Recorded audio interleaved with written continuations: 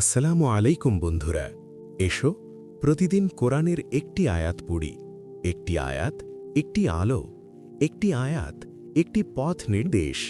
আল্লাহ বলেন, এই কোরআন সেই পথ দেখায় যা সবচেয়ে সরল ও সঠিক।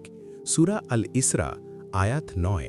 আর রাসূল সাল্লাল্লাহু আলাইহি ওয়াসাল্লাম বলেছেন, তোমাদের মধ্যে সর্বোত্তম সেই ব্যক্তি যে কোরআন শেখে এবং শেখায়।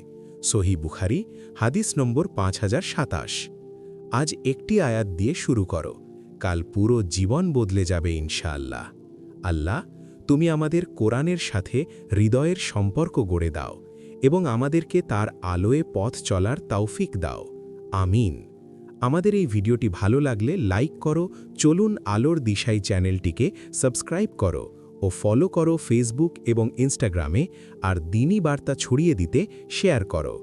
আবার দেখা হবে নতুন ভিডিওতে ইনশাআল্লাহ। আসসালামু আলাইকুম ওয়া রাহমাতুল্লাহ।